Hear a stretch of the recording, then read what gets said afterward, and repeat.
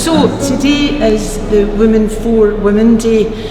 This was a day that I initiated a couple of years ago with a few colleagues, and we ran it at Trades Hall, and it was called the Empowered Women. And it was really, the idea behind it was that we all had an awful lot of experience and information and knowledge to impart, and we felt we wanted to give something back. So we wanted to organise a not-for-profit day, but actually sharing some of the things that we've learned. You know, we're all of a certain age now, and in theory we have a wee bit of wisdom from our life experiences.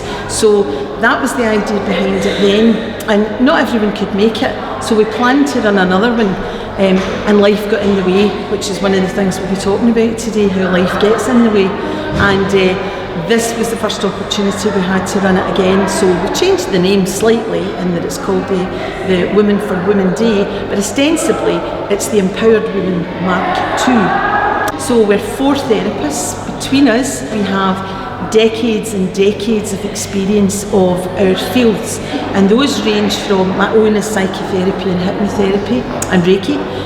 Caroline's is homeopathy, reflexology, Reiki and mindfulness.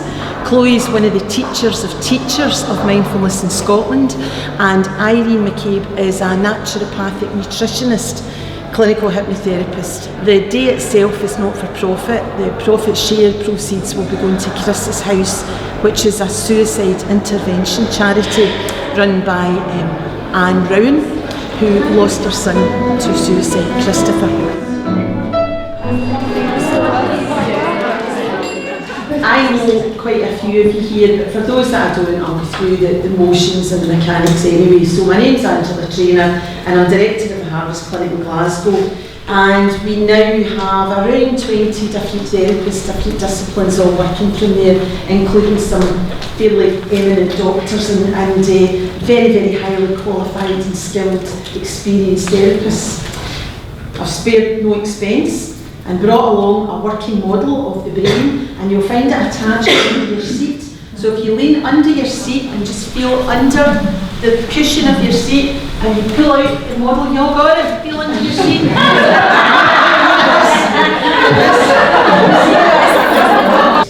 Accept your own negativity, and in so doing, the brokenness of others. Everyone's trying their best, no matter the distressing disguise they're wearing.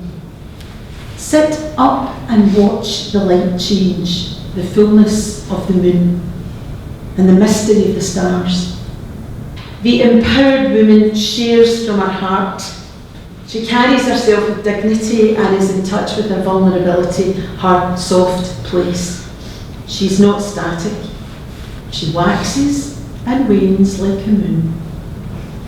She's in touch with her connection to her mother nature.